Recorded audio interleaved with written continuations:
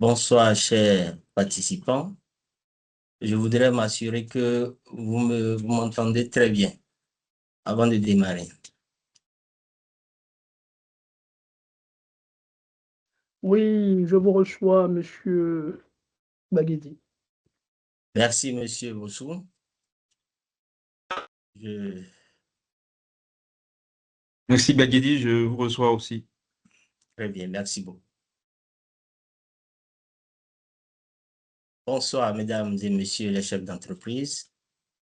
Au nom de Monsieur Arnaud Dakako, président de la Chambre de commerce et d'industrie du Bénin, je vous souhaite la bienvenue à ce webinaire dédié à la digitalisation.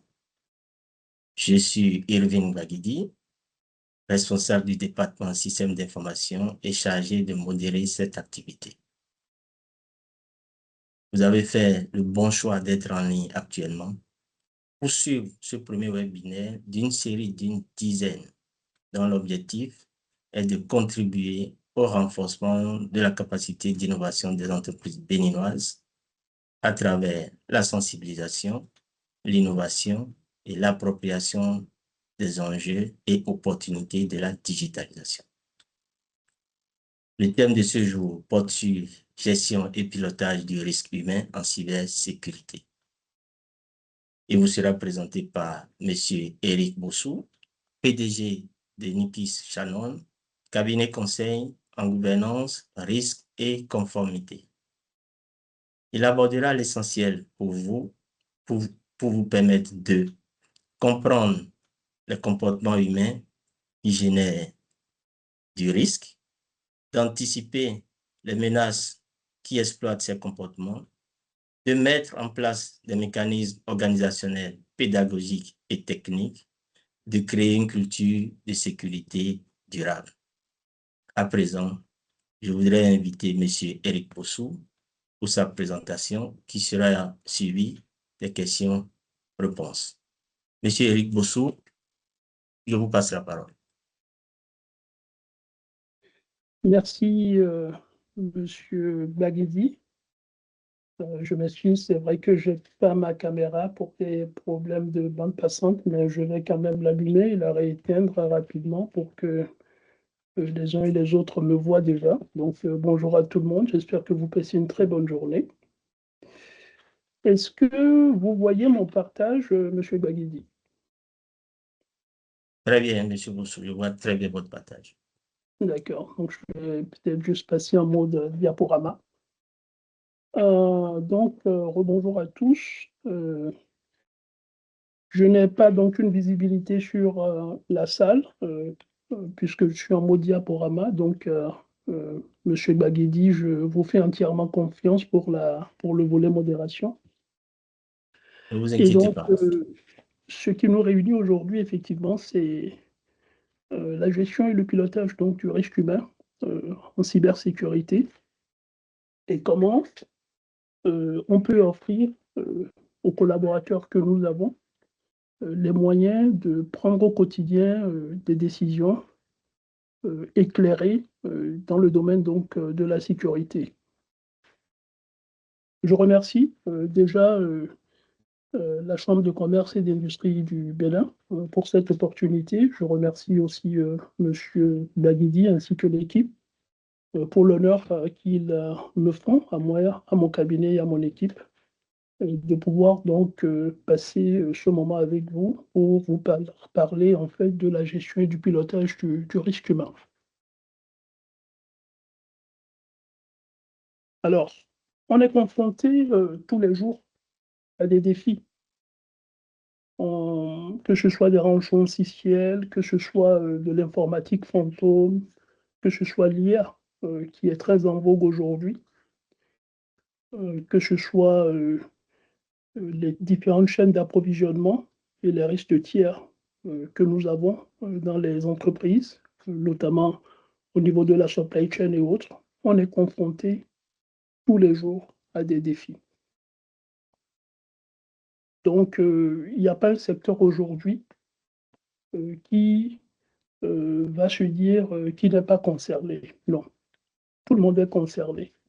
Que vous soyez petite entreprise, que vous soyez moyenne, grande, même que vous soyez individu, tant que vous avez la possibilité donc de vous connecter, eh bien, vous connaissez en fait tous ces défis-là.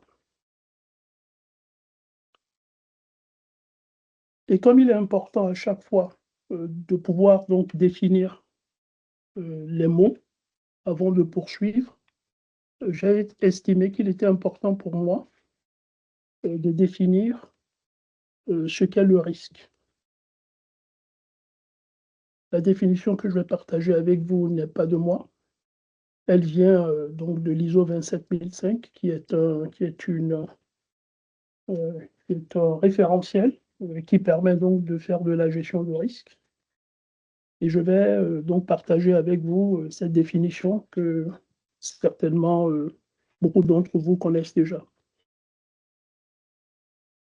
Alors, selon l'ISO 27005, le risque serait en lien avec la sécurité de l'information comme l'effet de l'incertitude sur les objectifs, souvent exprimé par la combinaison d'une conséquence et de la probabilité de son occurrence.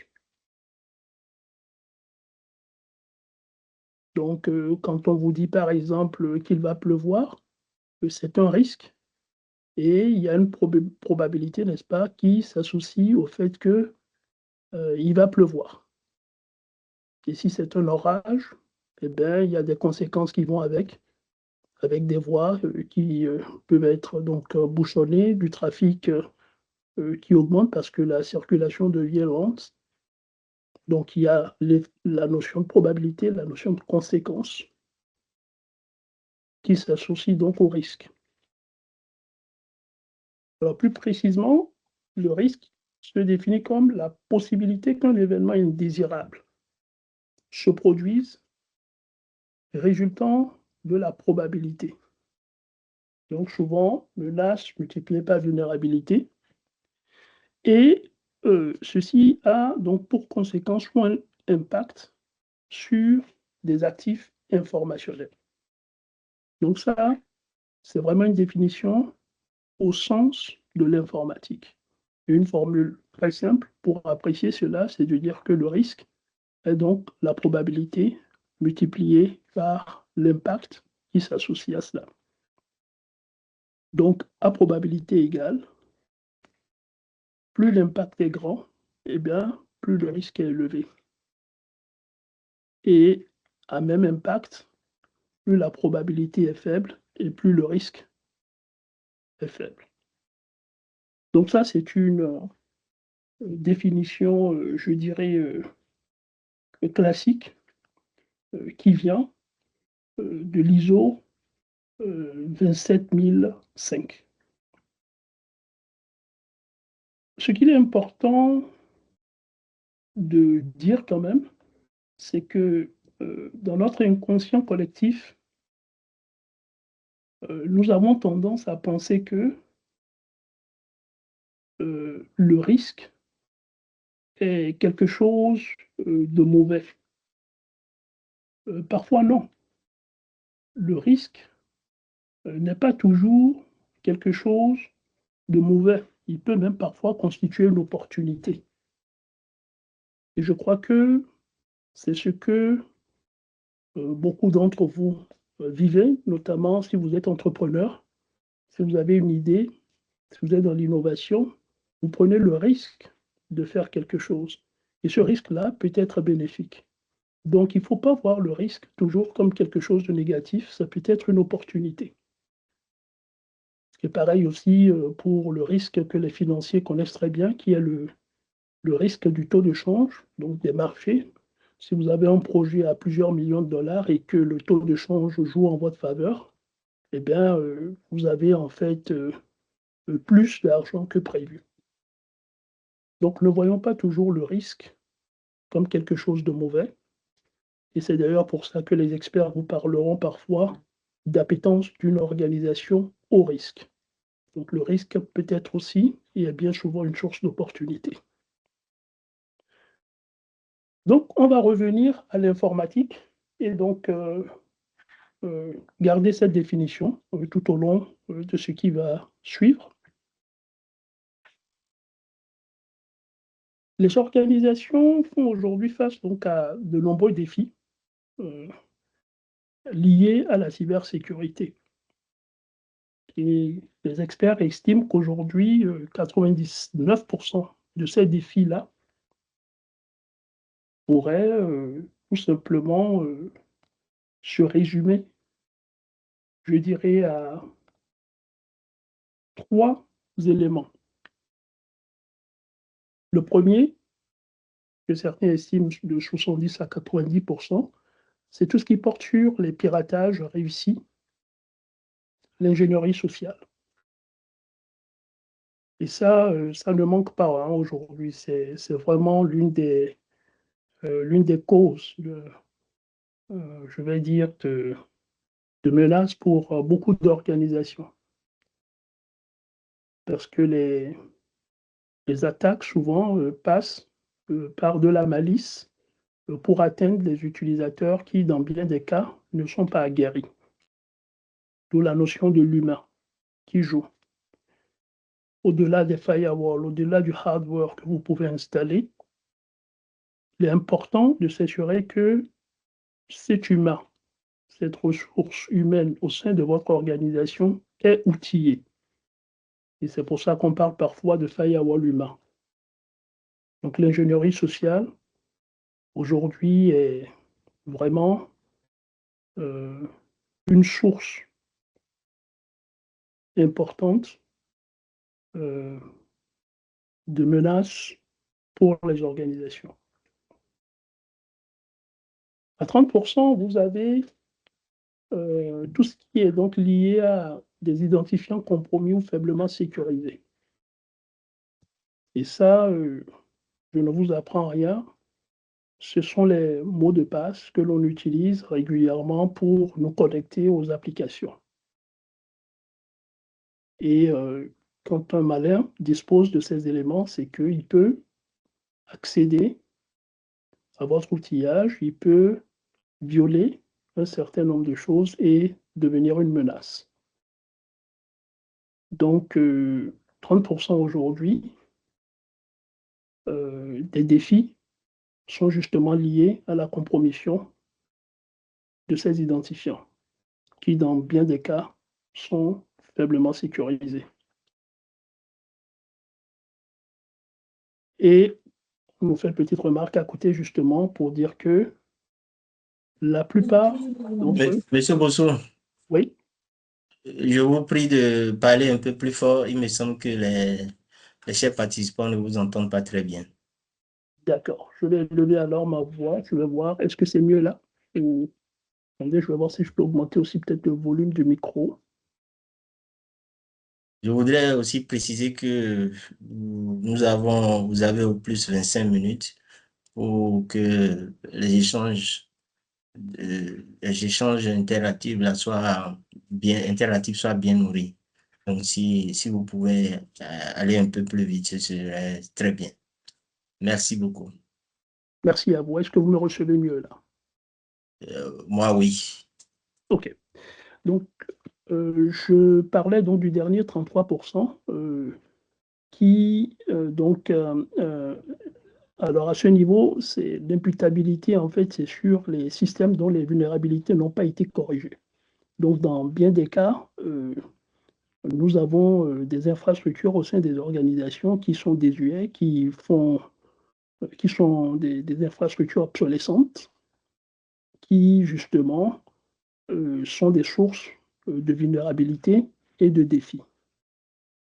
Donc, voilà résumé en fait les 3 éléments que l'on identifie aujourd'hui pour 99% des défis liés à la cybersécurité. Ingénierie sociale, identifiant compromis ou faiblement sécurisés, et puis vulnérabilité liée donc à des systèmes obsolescents. Le personnel forme une couche critique de vos programmes de sécurité. Donc, on parle là de l'humain. Et pour résorber, donc adresser cette ce risque, il est important de développer au sein de votre organisation une culture de la sécurité. Alors, nous allons parler de comment protéger l'organisation. Et pour m'assurer donc qu'on a quand même l'engagement des uns et des autres, je vais demander à notre modérateur peut-être de vous proposer donc une première question et on va voir comment les uns et les autres réagissent. Monsieur Baguidi, Monsieur Bossou, vous pouvez y aller pour la première question. d'accord.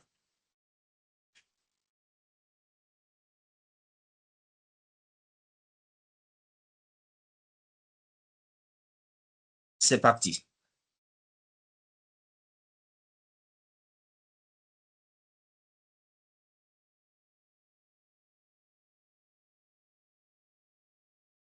Donc, nous invitons les participants à répondre et envoyer leur vote. Quel élément caractérise le mieux le risque humain en cybersécurité? Première proposition, les failles techniques dans les systèmes informatiques. Deuxième proposition, les comportements, erreurs ou négligence des utilisateurs. Troisième proposition, les attaques provenant uniquement des hackers externes. Quatrième proposition, les défaillances matérielles.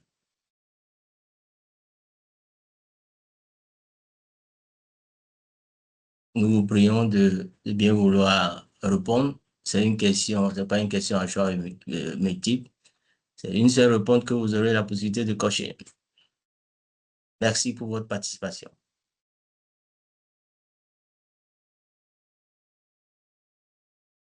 Je voudrais m'assurer que le sondage est affiché sur vos écrans. Oui, tout est affiché, je le vois bien, Monsieur Baguidi. Donc, on va accorder à chaque fois pas plus d'1 minute, hein, et puis après, on donne le résultat et j'avance. Donc, on voit bien qu'il y a déjà 9 participants. On a quand même 61 personnes connectées, donc n'hésitez pas.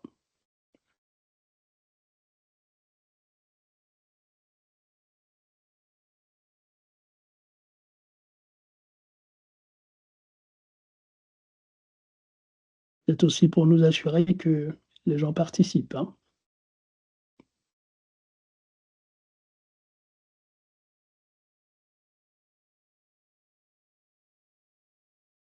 Donc, je vous laisse le soin de publier les résultats, Monsieur Baguidi, au bout d'1 minute, si on n'a pas plus de participants. Ah, il y en a toujours qui réagissent.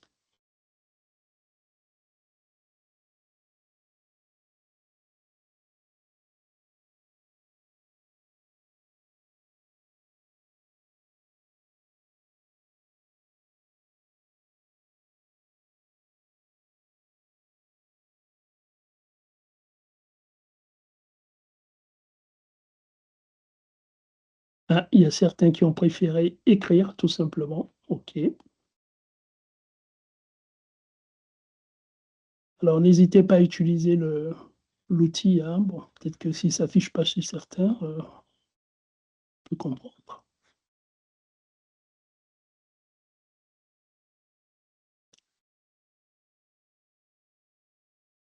OK, Monsieur Baguidi, je vous laisse donner la réponse et on va pouvoir continuer. Peut-être qu'on aura plus de participants aux prochaines questions. On en a eu, je pense, Nous avons 17. Nous avons 13 réponses. Ah non, il y en a beaucoup plus là. Bon. Nous allons avoir 15 réponses. Il y a une réponse en bas qui fait 16 et puis il y a 2 réponses dans le chat. Ça fait 18. Donc, 18 réponses. Donc, la majorité a répondu le comportement, erreur ou négligence des utilisateurs. Ce qui est une bonne réponse. Donc, merci à vous. Je vois qu'il y a une personne qui a évoqué quand même que les attaques proviennent uniquement des hackers externes. Je vous remercie pour votre réponse. Ce que j'allais juste dire, c'est que c'est souvent contre-intuitif parce que beaucoup de menaces viennent de l'intérieur, souvent de l'organisation. Donc, le choix numéro 3 n'est pas le plus adapté. Donc, on voit bien que la majorité donc, des participants ont trouvé la bonne réponse. Ce qui me permet donc d'enchaîner. Comment protéger votre organisation? Alors, les utilisateurs, en général, ils n'ont pas conscience des dangers d'Internet et beaucoup tombent justement dans le piège de l'ingénierie sociale. L'ingénierie sociale, souvent, c'est très simple, c'est quelqu'un qui veut de l'information et qui utilise des moyens malveillants pour appeler et puis pour rentrer dans votre système en extrayant en fait des informations auprès des utilisateurs. Beaucoup le font juste en appelant même parfois le standard, ou bien ils font faire des recherches sur Internet et puis ils retrouvent les noms de responsables. Donc ils appellent le standard et puis ils demandent à parler à tel responsable. La secrétaire qui n'est pas outillée, elle fait le switch.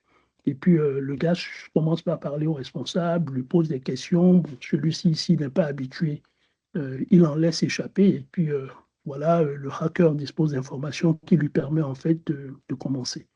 Donc, l'ingénierie sociale aujourd'hui, c'est un gros piège. Donc, les employés ont une fausse impression souvent de sécurité et pensent que les antivirus, en fait, suffisent à les protéger. Donc, c'est aussi contre-intuitif, c'est totalement faux. Et puis, aujourd'hui, on parle même plus que d'antivirus, on parle d'outils parfois qui sont beaucoup plus adaptés, notamment les EDR, qui permettent justement de bien comprendre en fait la signature qu'il y a derrière un objet malveillant. Donc, 20% des emails d'espionnage parviennent en fait à échapper aujourd'hui à Microsoft 365. Beaucoup ne le savent pas. Et donc, c'est pour ça qu'on dispose souvent d'outillages complémentaires que sont les anti-spam et qui permettent justement donc de protéger, de gérer en fait ce risque résiduel. Une dernière remarque, c'est que les sauvegardes ne fonctionnent pas toujours. Donc, ne perdons pas de vue que quand on est attaqué, ce sur quoi on essaye de se baser, c'est sur ces sauvegardes. Et dans bien d'organisations aujourd'hui, il est très difficile de restaurer. Beaucoup de l'IT ne font pas leurs tests réguliers de restauration et beaucoup ont tendance à oublier que quand les hackers viennent, ceux qui vont chercher à attaquer, eh bien, c'est les sauvegardes auxquelles ils ont accès. Et donc, il y a ce qu'on appelle la notion de sauvegarde immuable pour s'assurer en fait qu'on sait restaurer en cas de situation critique. Donc, il est aujourd'hui indispensable de mettre en place une couche de sécurité supplémentaire en faisant de votre personnel justement votre dernière ligne de défense. Ne perdons pas de vue que, in fine, c'est l'humain qui est en cause et c'est cet humain-là que nous devons protéger. Alors, ce diagramme vous montre très rapidement les différents niveaux de culture de la sécurité dans les organisations. Le niveau le plus bas, c'est celui où il n'y a rien du tout, donc on parle de conformité de base. Le niveau 2, c'est celui où vous avez des bases de sensibilisation à la sécurité informatique. Donc, vous commencez par donner des bribes à vos utilisateurs. Parfois, ceci se fait de façon physique ou parfois ça se fait donc à travers des outils en ligne. Le niveau 3, c'est une approche programmatique de la sensibilisation à la sécurité et des comportements. Donc là, vous passez déjà donc à un autre niveau. Vous avez de l'outillage, vous le faites régulièrement et vous avez des KPIs, donc des indicateurs. C'est pour ça que vous allez voir que la ligne justement orange, qui représente la probabilité d'occurrence d'une violation, commence par baisser à partir du niveau 3. Et au niveau 4, là, vous faites de la gestion de comportement en matière de sécurité. Donc là, ça devient encore plus sérieux, avec des simulations de phishing régulières qui sont faites. Et c'est pour ça que vous allez voir que la courbe bleue, qui représente donc le gain en termes de maturité, de la sensibilisation, de la culture, elle commence par monter. Et le niveau 5, bien sûr, qui est celle où vous avez une culture durable de la sécurité dans votre organisation. La cible, donc, c'est toujours le niveau 5. Beaucoup d'organisations aujourd'hui sont entre le niveau 1 et le niveau 2. Quand vous êtes dans un secteur réglementaire, je dirais que vous êtes entre le niveau 3 et le niveau 4. Et puis, pour ceux qui le font depuis très longtemps et qui ont peut-être 5-10 ans d'expérience à la matière, là, vous êtes au niveau 6 où il y a une véritable culture durable de la sécurité. Donc, ce diagramme est assez synthétique pour vous montrer les variations de maturité au sein des organisations. Cette présentation aujourd'hui est soutenue par un leader dans le domaine justement de la sensibilisation à la sécurité informatique. Donc, ce n'est qu'un outil. Il s'appelle KnowBe4 et il permet justement de faciliter la vie aux responsables de la cybersécurité dans les organisations. Donc, grâce à cet outil, il leur permet très simplement de pouvoir faire régulièrement des formations, des campagnes de simulation de phishing et d'avoir des indicateurs de performance qui permettent donc de prendre des décisions. KnowBe4 aujourd'hui est le leader incontesté, il est cité chez Gartner et chez Forrester et beaucoup d'autres qui justement reconnaissent en fait son efficacité. Au-delà de la gestion et du pilotage du risque humain, notamment sur le volet sensibilisation et phishing, KnowBe4 a construit en fait un écosystème qu'ils appellent HRM+, qui est une plateforme intégrée et qui est pilotée par l'IA pour justement la gestion de ce risque humain. Vous avez différents modules au sein de la plateforme. Donc le fameux module de sensibilisation, un module de sécurité des emails, donc c'est ce qu'on appelle anti-spam, le volet anti-hameçonnage, donc ça c'est pour faire les simulations de phishing. Ils ont lancé il y a quelques années ce qu'ils appellent le coaching en temps réel, donc ça c'est comme un petit robot qui est là, qui peut vous aider justement à agir. Bon, je dois reconnaître que beaucoup n'apprécient pas cette intrusion, donc c'est un outil qui existe. Vous avez le volet formation à la conformité. Donc là, c'est pour tout ce qui est réglementaire. Donc, quand vous êtes dans le domaine de la santé avec la conformité HIPAA ou quand vous êtes dans certains domaines, je dirais, liés à la finance, d'accord, où vous avez du PCI DSS, vous avez tout ce qui est LCB, FT, notamment pour la lutte contre le blanchiment d'argent. Donc, il y a des domaines aujourd'hui de conformité qui existent. Et puis, en Europe, vous avez des notions comme NIS2, DORA. Et nous souhaitons d'ailleurs qu'en Afrique, il y ait de plus en plus de conformité de ce genre-là. Et le dernier né comme module, c'est ce qu'ils appellent le AIDA. Donc, c'est de l'intelligence artificielle, c'est un agent voilà, qui vous permet de faire pas mal de choses extraordinaires, notamment la possibilité, par exemple, de générer du contenu de formation à partir de votre PSSI. La PSSI, donc, c'est la politique de sécurité du système d'information que beaucoup de RSSI connaissent. Donc là, vous avez une vue très rapide de ce à quoi peut ressembler un dashboard du RSSI, donc qui vous montre un peu le niveau, le score en fait de l'organisation ou celui de l'utilisateur. Vous avez donc des KPIs qui sont là. Il vous permet même d'apprécier votre maturité par rapport à votre secteur d'activité. Donc, c'est vraiment un outil complet qui simplifie la vie des responsables de la sécurité du système d'information et qui leur permet vraiment de faire un pilotage efficace. Alors, sur le volet sécurité des emails, comme vous pouvez le voir, il y a un dashboard aussi, d'accord, qui existe. Donc, c'est le fameux outil dont je parlais qui, lui, vient compléter en fait Microsoft. Et pas que Microsoft. Microsoft est cité simplement parce que KnowBe4 a un partenariat avec Microsoft, mais pour Google aussi, il vous fera le même travail. Et puis pour des systèmes de messagerie qui ne sont ni Google ni Microsoft, ils ont mis en place une équipe de développement qui accompagne et qui customise. Et grâce à ça, vous arrivez justement à mieux gérer en fait ce que Microsoft ou Google ne savent pas gérer nativement. Fichier R+, ça c'est un outil pour faire donc, c'est un module d'orchestration de la sécurité. C'est-à-dire qu'aujourd'hui, quand vous avez formé vos utilisateurs et qu'ils sont aguerris, ce qui se passe, c'est qu'on leur met à disposition dans leur messagerie un bouton où ils peuvent signaler en fait les dangers. Donc souvent, quand ils signalent ce danger-là, ce qui se passe, c'est que le message est extrait de leur boîte et est renvoyé à un outil qui, justement, va l'analyser.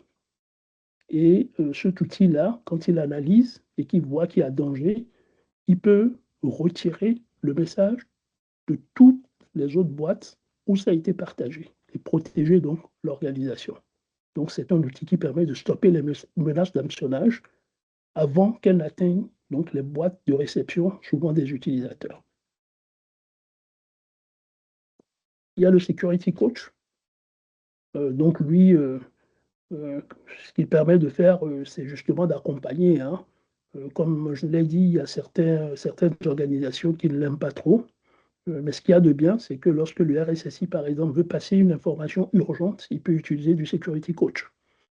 Hein, c'est-à-dire que les gens sont au bureau en train de travailler et puis, boum, il y a une menace qui est connue là, elle vient de tomber. En dehors, sinon en plus des systèmes de messagerie courants qu'on a, en plus de WhatsApp, en plus de tout, c'est qu'on peut utiliser ce Security Coach-là pour rapidement attirer l'attention des utilisateurs en le configurant. Ça peut être des bannières, ça peut, en tout cas, il y a un signalement qui fait que l'utilisateur est informé et on demande à tout le monde de redoubler de vigilance. Le Compliance Plus, donc ça c'est tout ce qui est conformité. Je dois reconnaître que nous avons du travail à faire en Afrique sur ces sujets de conformité. Chacun de nos États aujourd'hui essaie de mettre en place des politiques, notamment pour le traitement des données personnelles. À l'échelle de l'Union africaine, on a ce qu'on appelle la Convention de Malabo qui date de 2014, qui est un vieux texte qui mérite d'être toiletté aussi. Donc il y a du travail qu'on peut faire, n'est-ce pas, pour voir aussi comment on s'améliore, n'est-ce pas, sur ces sujets de compliance. Ici, vous verrez beaucoup plus des modèles, je dirais, américains et puis européens. Il y a l'ISO 27001 qui, bon, est un dénominateur commun, mais je dis qu'en Afrique, on mériterait aussi de creuser cet agenda et donc de voir comment on apporte de la valeur. Donc, un gros chantier pour les entrepreneurs qui nous suivent. Il y a du travail, il y a des choses à faire. Donc, après Compliance Plus, il y a bien entendu donc, AIDA. AIDA, c'est l'IA, hein, tout simplement. Donc, grâce à l'IA, aujourd'hui, on peut faire énormément de choses en cybersécurité. Un exemple très classique que nos utilisateurs de KnowBe4 aiment beaucoup, comme je le disais, c'est la possibilité de pouvoir créer leur propre contenu. Ils le font souvent à base de leur SMSI, donc le système de management de la sécurité de l'information. Donc, ils prennent quelques documents qu'on partage avec cette IA qui, justement, va s'en inspirer pour générer du contenu, donc des questions, des quiz. Et après, on peut mettre à disposition des utilisateurs qui, justement, le parcours pour s'approprier, en fait, le système de management de la sécurité informatique mis en place, n'est-ce pas, par leur RSSI, par leur organisation. Donc, c'est un outil assez intéressant et c'est un bon moyen, je trouve, de mettre l'IA au service, en fait, de la cybersécurité. Alors, pour m'assurer que vous êtes toujours avec nous, je vais demander à M. Baguidi d'enclencher une nouvelle série de questions.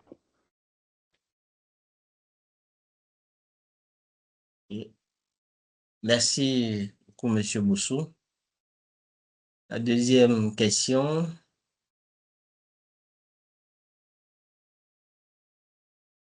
Un instant. Quel indicateur est le plus pertinent pour mesurer le niveau de risque humain?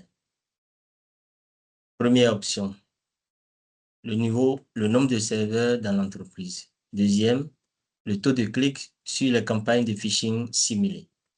Troisième, la capacité de stockage des données. Quatrième, le nombre de logiciels installés. Chers participants, je vous prie de faire votre choix. Je viens de faire le mien.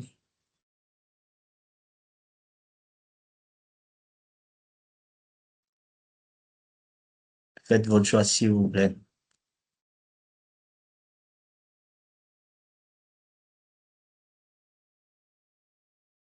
Nous avons actuellement 7 réponses. 7 réponses.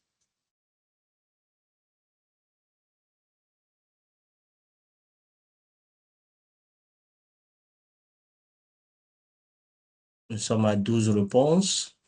Nous avons encore 1 minute. Nous avons des réponses dans le chat. 15 réponses. 15 réponses plus la réponse qui est dans le chat, ça fait 16 réponses.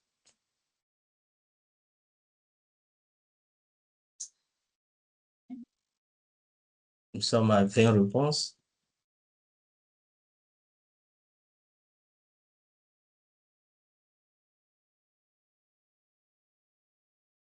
Déjà, le choix de la majorité est le B.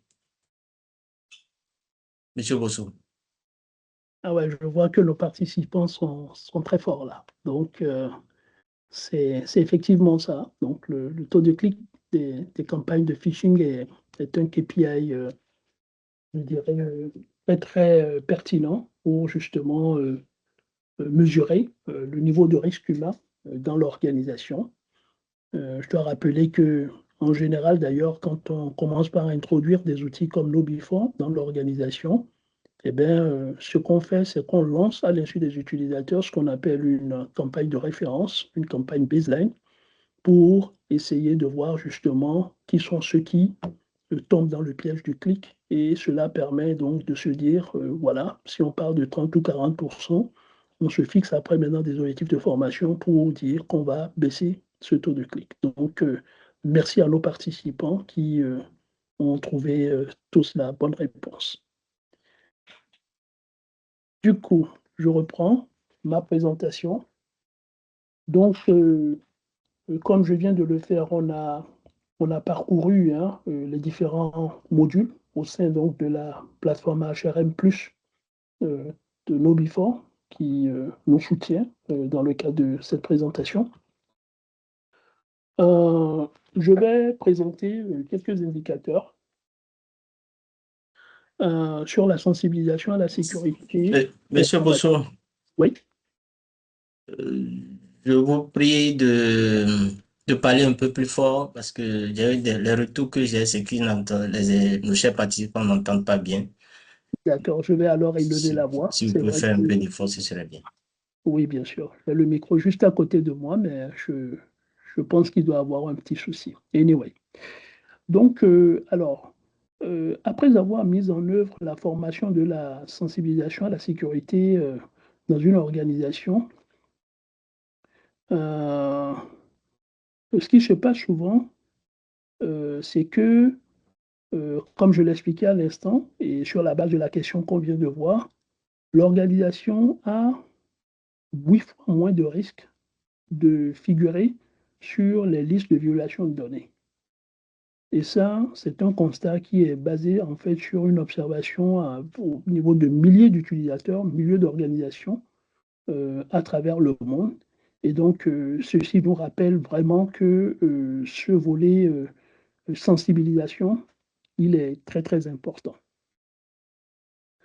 Le constat qu'on fait aussi, et ça c'est sur des données historiques, c'est que 97% des clients qui utilisent cette solution n'ont connu aucune violation publique de données depuis 2005. Donc c'est vraiment quelque chose qui est remarquable et ce n'est pas pour rien qu'ils sont leaders du marché. Et un dernier indicateur, c'est que les clients ayant subi une violation de données étaient 65% moins susceptibles d'en subir d'autres, dès lors qu'ils faisaient partie donc de cette clientèle. Alors il faut reconnaître que KnowBe4 n'est pas la seule solution, hein, mais nous en parlons simplement parce que bon, ils sont leaders dans le domaine et ils font de très très belles publications. Nous le recommandons chez Ducu Shannon à beaucoup d'organisations qui ont un grand plaisir justement à l'utiliser. Mais il n'y a pas que KnowBe4 et Ducu Shannon ne fait pas que du KnowBe4.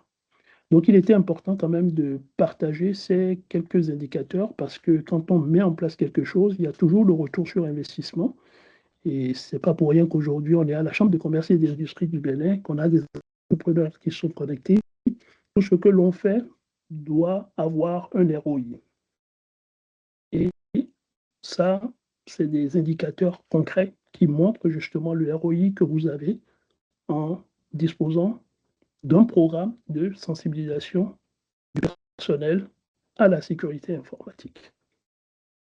Avant de passer au slide suivant, je vais vous inviter justement à donc la troisième question. À vous, M. Babidi.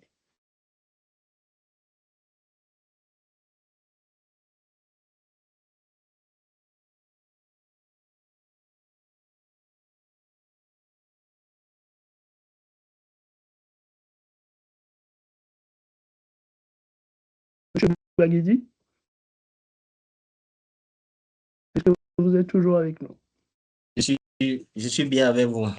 Ah, super. Un instant. Si j'ai bien compris, je dois poursuivre avec le sondage. C'est bien ça.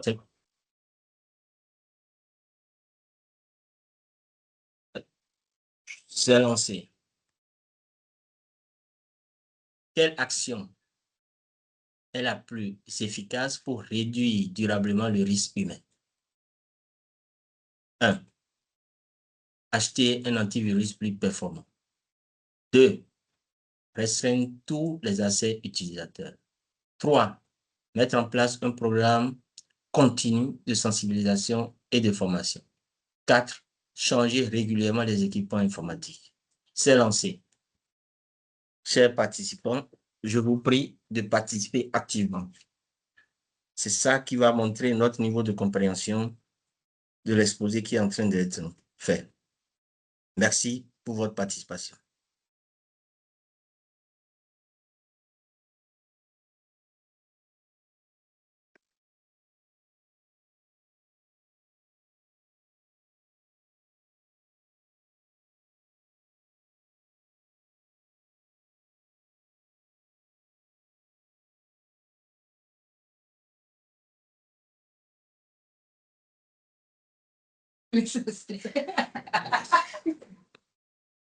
Merci, merci, merci. Je vote aussi pour suivre le mouvement.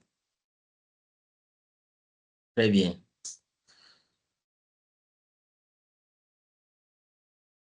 Monsieur Bossou, je note que le choix est porté en majorité sur le C. Ben, je note tout comme vous que nos participants sont très forts. Donc, effectivement, c'est cela, hein. C'est-à-dire que aujourd'hui, acheter un antivirus plus performant, c'est pas pour dire que c'est mauvais, mais on parle ici euh, de poser en fait un acte qui va permettre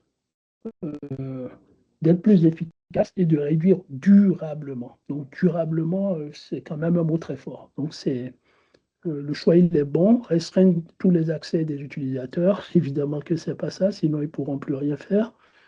Il y a quand même quelqu'un qui a mis changer régulièrement les équipements informatiques.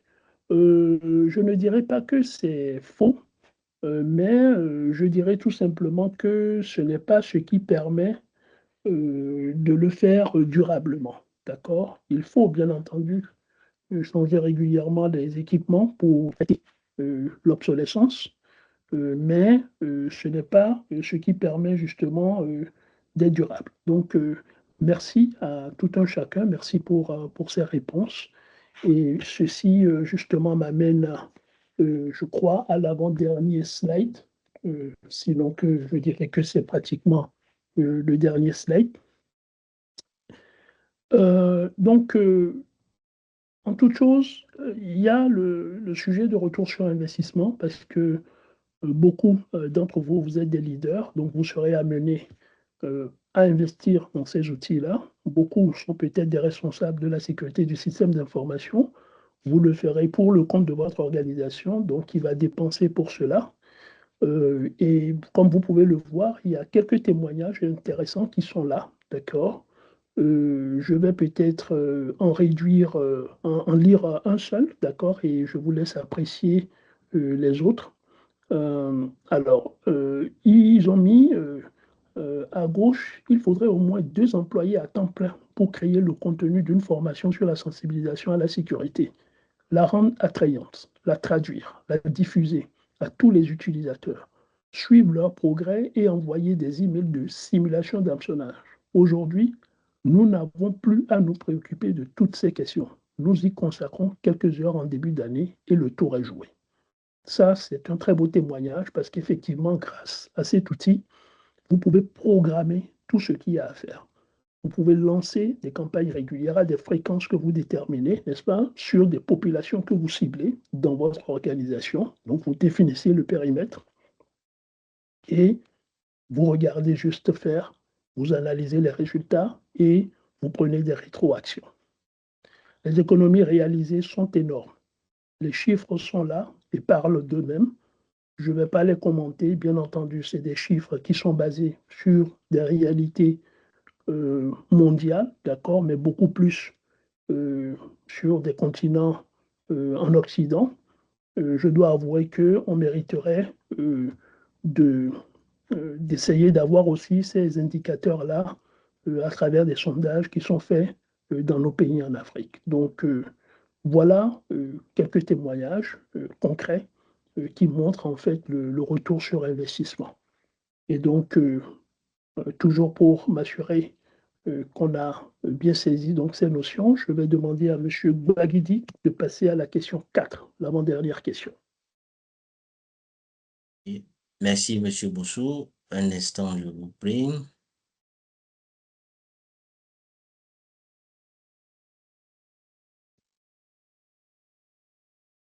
Nous sommes à la question 4. Je lance tout de suite. C'est lancé. Quel dispositif permet le mieux de piloter le risque humain dans une organisation? Réponse numéro 1. Un tableau de bord avec des indicateurs de sensibilisation et incidents humains. 2. Une politique de sauvegarde des données. 3. Un pare-feu réseau. 4. Une mise à jour des logiciels. C'est lancé. Je vous prie de participer.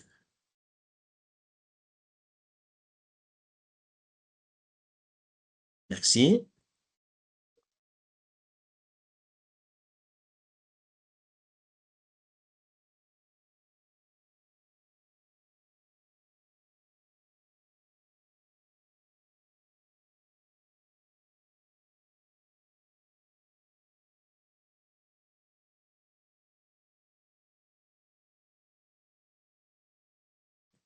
Nous sommes à 17 réponses.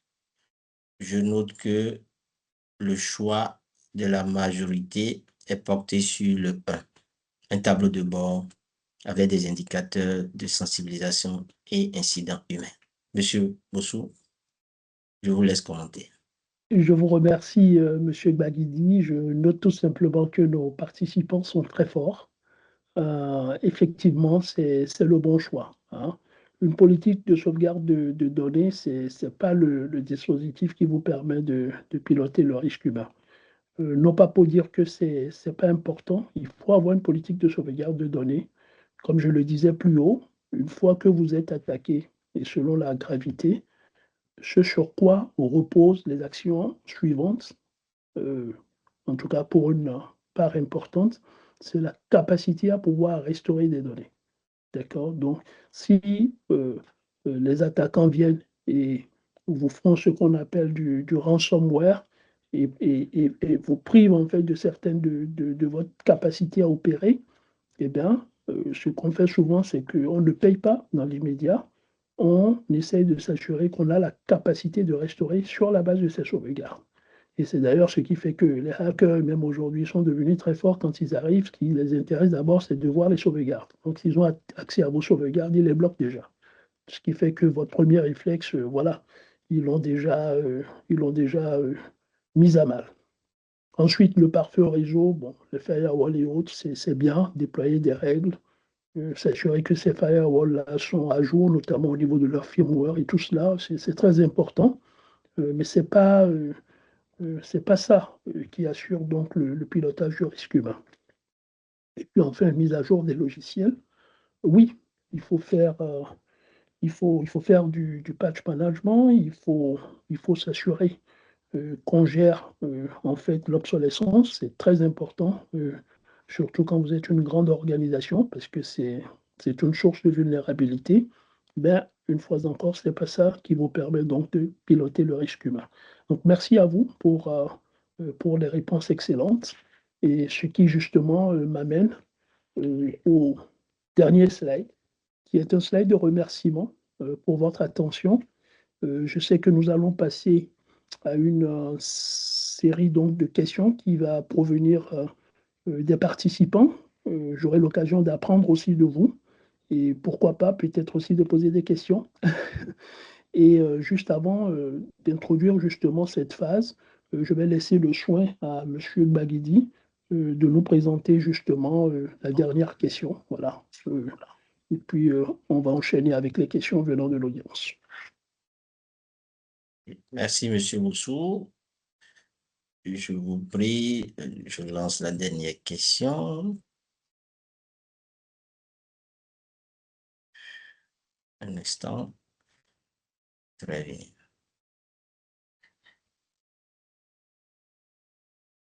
C'est parti. Parmi les éditeurs de cybersécurité Awareness Training, qui est le leader? Première réponse. Fortras Train Security. Deuxième, Sensity Pro. Troisième, Artificial Intelligence Security. Quatrième réponse, KnowBe4. C'est lancé.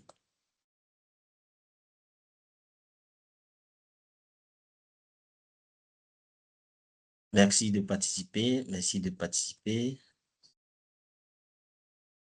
Merci de participer.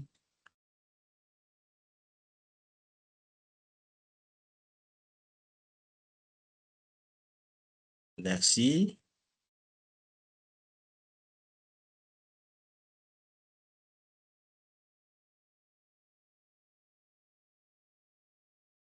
Nous sommes à 11, 13, 15. La majorité a porté son choix sur le 4, KnowBe4. Monsieur Bossou?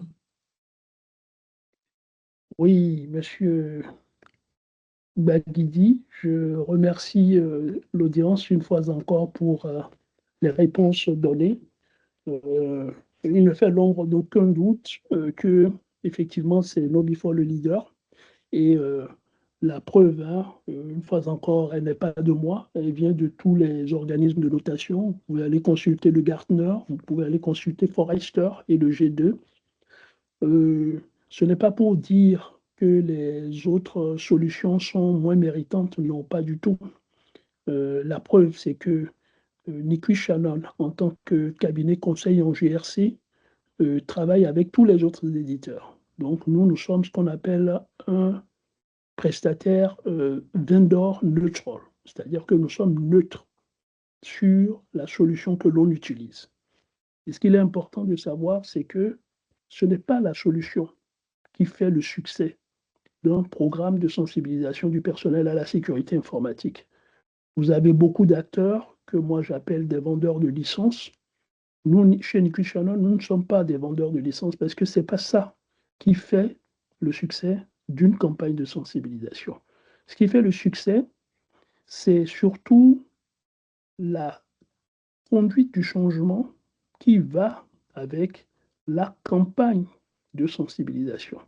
Donc, c'est la capacité à accompagner l'organisation. Et c'est le soutien que l'on a des responsables de l'organisation pour que ce programme-là soit un succès. Et ça, c'est quelque chose de fondamental qu'il faut avoir en vue. D'accord? Nous connaissons toutes les solutions aujourd'hui. C'est ça la richesse, en fait, et l'intérêt de travailler justement avec un cabinet conseil comme le nôtre. Et en fonction de l'organisation que nous avons en face, en fonction de son appétence au risque, en fonction de ses obligations, en fonction de ses attentes, nous arrivons justement à l'aiguiller vers la solution qui répond le mieux à ses attentes. Et bien entendu, en fonction de son budget aussi. On a parlé de ressources, de retour sur investissement. Donc, tous ces éléments-là sont pris en compte pour atteindre les objectifs. Il y a un acteur, par exemple, qui est très connu, qui n'est pas cité, qu'on appelle Proofpoint. Proofpoint, aujourd'hui, c'est le leader incontesté de l'anti-spam, mais je ne l'ai pas mis sur cette liste-là parce que c'est un outil qui parfois est hors prix. Et ceux qui l'utilisent, c'est souvent les banques centrales, le département de la défense aux États-Unis, donc toutes les très, très grosses organisations. Donc voilà, on est vraiment à un autre niveau. Nous sommes partenaires aussi de Proofpoint, mais pour ce qu'on voit sur le terrain aujourd'hui en Afrique, pour la plupart, eh c'est ceux qui sont cités là. Et je remercie justement les participants qui, voilà, ont noté, voilà, et ont effectivement rappelé que le leader incontesté, c'est bien Obifor. Donc merci à vous, merci pour votre participation. Je vais du coup passer la parole à notre modérateur pour donc m'accompagner dans la série de questions qui vont venir donc des participants. Merci, Monsieur Bossou, pour votre présentation qui a sans doute suscité beaucoup d'intérêt. Nous allons à présent aborder la session questions-réponses. Chers participants, le principe est très simple. Vous souhaitez poser une question, vous cliquez sur l'icône main. Une fois que vous êtes désigné, vous activez votre micro et vous posez votre question. Ceux qui souhaitent envoyer leurs questions dans le chat, je leur propose de ne pas hésiter. Merci d'aller à l'essentiel. Je profite en même temps pour vous annoncer que le lien pour l'enquête de satisfaction est déjà disponible dans le chat. Je vous prie de renseigner. Et vous avez la possibilité de nous faire des propositions de thématiques, puisque, comme je l'annonçais au début du webinaire, nous avons 10 thématiques à vous présenter tout au long de l'année. Donc, si vous estimez qu'il y a des thématiques qui sont essentielles pour vous, n'hésitez pas à nous faire vos propositions. Monsieur Bossou, avant de laisser la parole à nos chers participants, j'aimerais poser 3 questions. La première, vous avez abordé le comportement qui génère des risques. Vous avez abordé le dispositif à mettre en place. Maintenant, j'aimerais savoir comment est-ce que les entreprises, parce que je suppose que nous sommes en face des MPME, comment est-ce que les entreprises vont réagir rapidement face à une attaque? Ça, c'est la première question. La deuxième question, à quelle fréquence faut-il former les employés de ces entreprises-là? Et la dernière, c'est quel est le budget? Parce qu'on ne peut pas parler de gestion de risque sans envisager les questions de budget. Donc, je souhaiterais que vous reveniez sur ces aspects et que vous nous clarifiez sur ces différents points. Merci. Merci, Monsieur Gbagidi. Je crois que vous posez de très, très bonnes questions et je vous en remercie. Donc, si j'ai bien compris, la toute première, c'est comment réagir, n'est-ce pas? Lorsqu'on est face à une attaque. La deuxième, c'était de savoir à quelle fréquence, justement, il faut former les employés, si je ne me trompe pas. Et la dernière, elle portait sur le coût. J'ai bien noté, n'est-ce pas? C'est bien ça, Monsieur Bosso. OK. Donc, comment réagir rapidement, effectivement, lorsqu'on est face à une attaque? Bon, c'est une question qui certainement va varier d'une organisation à une autre, mais je vais quand même essayer de présenter, voilà, en, je vais dire à trois niveaux, ce que la plupart des organisations auraient tendance à faire. Déjà, quand ça arrive, ce qu'il faut éviter, c'est de paniquer. OK? Faut pas paniquer, d'accord? Parce que c'est important. OK? Si vous paniquez, ça veut dire que vous ne serez pas à même de prendre de bonnes décisions. D'accord? Donc, il ne faut pas paniquer. Donc, moi, je dirais qu'il y a les actions, moi, je les vois sur trois volets. Donc, il y a ce que j'appelle les actions immédiates. Donc, ça, il faut faire ça dans les 2 heures, d'accord, maximum. Après, il y a des actions qu'on fait entre 24 heures et 72 heures. Et il y a le volet communication. Donc, pour les actions immédiates, moi, je demande toujours, je recommande toujours d'isoler les systèmes compromis. Parfois, la meilleure façon, hein, c'est simplement de déconnecter. D'accord. Ensuite, il faut activer pour les organisations qui en disposent la cellule de crise. OK? Donc, les grandes organisations qui ont des RSSI et autres savent de quoi on parle. Ensuite, il faut identifier l'attaque qu'on a. D'accord? Est-ce que c'est du phishing? Est-ce que c'est du ransomware? Est-ce que c'est une fuite de données? Et puis, élément important, parce qu'on peut avoir tendance à l'oublier, c'est de préserver les preuves.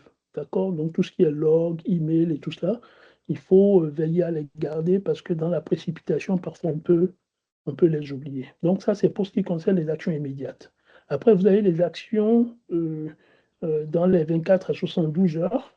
Là, il faut analyser l'origine et l'étendue de l'incident. D'accord? Donc, on a parlé tout à l'heure de probabilité, on a parlé d'impact. D'accord? N'oublions pas la formule de risque, probabilité multipliée par impact. Donc, quand on dit ici d'analyser l'origine et l'étendue de l'incident, c'est pour appliquer ouvert. Okay. Donc, il faut apprécier l'origine et l'étendue de l'incident, comme je disais. Ensuite, il faut corriger les failles. Donc, il y a du patch, il y a parfois du changement de mot de passe. Et enfin, il faut chercher à notifier, si nécessaire, certains organismes concernés. Donc, parfois, il y a des partenaires, notamment à l'échelle étatique. Je sais qu'il y a des CERT, parfois, où il faut aller déclarer, d'accord? Si c'est un problème de données, il faut peut-être toucher la PDP, ainsi de suite. Donc ça, c'est pour les actions dans les 24 à 72 heures. Et puis enfin, le volet communication, et c'est là où vraiment votre première question, elle est très intéressante. Il y a des communications orientées vers l'interne et il y a des communications orientées vers l'extérieur. Donc, vers l'extérieur, il faut faire très attention parce qu'il y a des problématiques de réputation de l'organisation. Donc, parfois, il faut se faire accompagner par des experts en communication. Et puis, en interne, c'est juste de rassurer les utilisateurs et de leur demander donc d'éviter la panique. Donc, voilà ce que moi je peux dire pour la première question, Monsieur Baguidi. C'est une question très pertinente. Le bon réflexe, hein, en général, c'est de disposer de ce qu'on appelle un plan de reprise à incident, d'accord, un PRI qui, dans les organisations qui se respectent, est testé régulièrement. Maintenant, voilà, dans bien des cas et dans nos pays, on a des organisations avec des budgets très limités. Donc, il faut, comme je l'ai dit, ne pas paniquer, rapidement isoler, ensuite analyser l'origine et l'étendue, et puis communiquer. Donc, voilà ce que je dirais pour la toute première question. La deuxième, je vais essayer d'aller un peu plus rapidement. Donc, c'est à quelle fréquence il faut tester. Une fois là, ça varie hein, selon les organisations. Le modèle standard que nous proposons chez NICU Channel, c'est de faire des tests et des formations qui sont organisées, je dirais, sur des périodes de 3 mois. C'est-à-dire le cycle, c'est 3 mois, un trimestre. Donc souvent, dans un trimestre, on commence avec des formations, on fait des simulations de phishing et en fonction des résultats qu'on a sur la simulation de phishing, on accompagne ça maintenant de micro-formations pour renforcer ceux qui seraient tombés dans le piège en fait du taux de clic. Donc voilà ce qu'on peut faire. Maintenant, si vous avez une organisation qui a l'habitude de se faire attaquer régulièrement, eh bien, il faut augmenter la fréquence. D'accord? Mais si vous avez une organisation qui n'est pas dans un secteur réglementaire, en ce moment, bon, vous baissez la fréquence. Je connais des organisations qui vont faire, par exemple, une seule formation à l'année, mais des simulations régulières, d'accord, à des fréquences déterminées. Donc ça aussi, c'est un choix que vous pouvez faire. Ce qu'il ne faut pas, par contre, perdre de vue. Il y a des cas spécifiques. Si vous avez un nouvel employé qui vient, lui, dès son arrivée, il faut l'embarquer dans le programme de formation. OK? Vous avez aussi ce qu'on appelle dans votre organisation des populations à risque, donc telles que la direction, la finance. Donc parfois, vous pouvez décider de ne pas former tout le monde, mais de former spécifiquement ceux-là qui sont plus enclins à être exposés aux menaces. D'accord? Et un autre cas spécifique, c'est après un incident. Si vous avez un incident majeur, un peu comme si vous suivez les news, vous allez voir que récemment à Madagascar, il y a Orange qui s'est fait attaquer. Donc immédiatement après ça, eh bien, il faut lancer des formations ciblées, d'accord, pour le rassurer. Donc ça fait partie aussi de votre plan de communication. Donc voilà pour la deuxième question. La troisième, c'est sur le coût. Question très délicate. Vous posez toujours les bonnes questions, Monsieur Baguidi. Bon, je veux pas, j'aime pas trop m'aventurer dans. Chez nous, en fait, nous étudions au cas par cas. D'accord? C'est pour ça que je vous disais que NICU Channel est vendeur neutral. Les différents éditeurs, pour mettre en place ces solutions, n'ont pas les mêmes coûts. Et le programme d'accompagnement aussi, selon l'appétence de l'organisation, il n'est pas le même. D'accord? Donc, il y a beaucoup de variantes. Mais juste pour donner une ordre de grandeur, moi, je dirais que pour une petite organisation, hein, et quand je dis vraiment quand je dis une petite, il faut vraiment savoir apprécier la chose. Donc, ça part souvent entre, je dirais, 3, parfois ça peut aller jusqu'à, ça peut aller facilement, c'est-à-dire c'est de 3 à 30 millions, d'accord, pour voir les choses comme ça, d'accord. Nous, aujourd'hui, pour mettre en place ces programmes-là, on a plusieurs types d'organisations. Mais ce qu'il ne faut pas oublier, au-delà des coûts que je donne, c'est quand même aussi la population que vous avez, d'accord? Parce que ça fonctionne aussi par nombre de licences, d'accord? Donc moi, je dirais souvent, si vous avez donc une petite organisation pour moi, ça va être ne dépassant pas, je dirais à peu près c'est-à-dire jusqu'à 200 maximum, d'accord? En ce moment, voilà, vous allez rester dans ces ordres-là de budget, d'accord? Maintenant, euh, euh, donc une fois encore, hein, comme je le dis, ça varie, hein, ça varie, M. Baguini. Donc, ça peut aller facilement, je dirais, de 3 à 10 millions facile pour une organisation qui est en dessous des 200. D'accord? En dessous des 200, regardez ça comme de 3 à 10 millions. Et maintenant, quand vous allez au-dessus, très honnêtement parlant, les chiffres varient parce que c'est lié à la complexité de ce que l'organisation veut. C'est lié aux différents modules. Vous avez vu là, je vous ai présenté plusieurs modules. Donc, il y a le module uniquement pour l'aspect formation et sensibilisation. Il y a le module pour le volet anti-spam. Il y a le module pour l'IA. Donc, on peut combiner un certain nombre de choses. Il y a le fichier A+, notamment pour traiter les menaces. Donc, quand vous allez pour moi au-delà de 200, c'est de l'ad hoc et nous étudions au cas par cas. D'accord? Mais voilà, prenez une organisation typique qui ne dépasse pas 200, eh bien, c'est entre 3 et 10 millions. J'espère avoir répondu à vos questions qui n'étaient pas faciles, M. Babidi. Merci, M. Boussou. C'est assez clair à mon niveau. Et je suppose que c'est également clair au niveau de certains participants qui souhaiteraient poser aussi cette question. Ceci dit, j'ai le représentant de Corporation Telema qui a levé la main. Je vous prie d'activer votre micro et puis de poser votre question, s'il vous plaît. Bonsoir à tous, est-ce que vous m'entendez? Nous vous recevons très bien.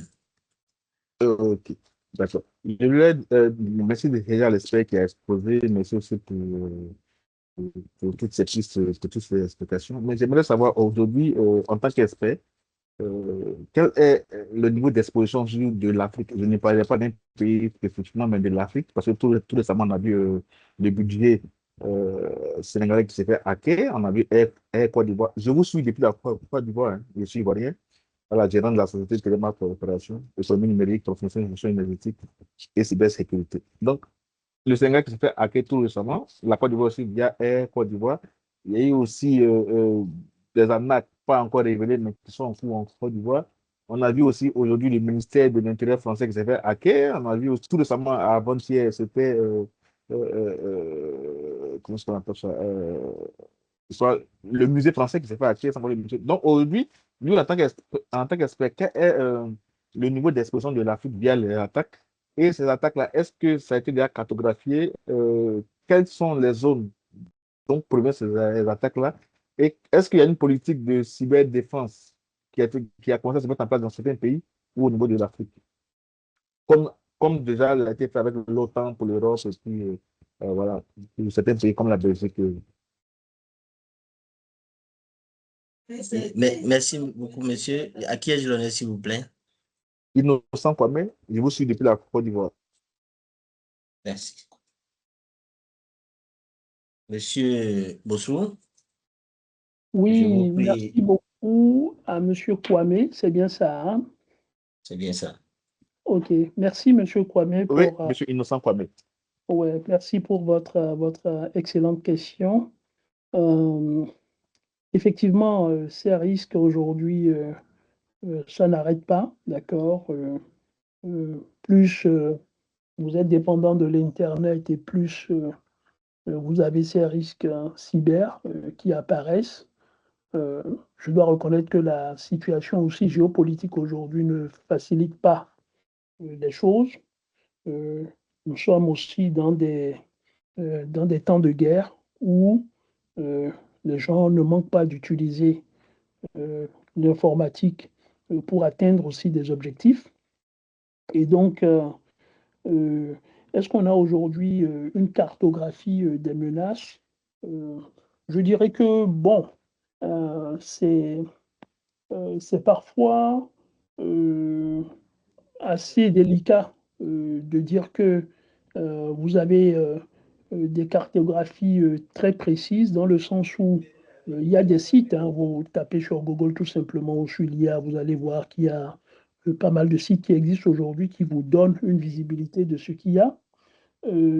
Mais comme vous le savez aussi, notamment les CERT, hein, Par contre, vous savez qu'il y a des organisations qui ne veulent pas justement faire part du risque qu'elles encourent. Donc pour des questions de réputation, pour des questions d'image, pour des risques en fait de perte de la clientèle et autres. Donc c'est pas toujours évident de se dire que voilà, toutes ces informations-là sont exposées. Maintenant, ce qu'il y a de bien, c'est que quand vous allez, quand vous êtes partenaire d'organismes comme KnowBe4, Proofpoint et autres que j'ai cités, en interne, en fait, ils ont des outils, des plateformes qui nous permettent en fait de bien voir la cartographie du risque et de l'apprécier. Donc, ce que je vous dirais, c'est que on sait apprécier le risque. En Afrique, peut-être à cause des problèmes de remontée de données, on peut dire que ce n'est pas bien cartographié, mais on sait quand même apprécier aujourd'hui l'origine en fait et l'ampleur des risques. D'accord. Il y a aussi beaucoup d'éditeurs d'antivirus notamment qui, bon, parce qu'ils ont quand même plein de clients qui utilisent leurs produits, qu'ils arrivent à corréler des données et à vous donner des cartographies en fait de ce qui se passe.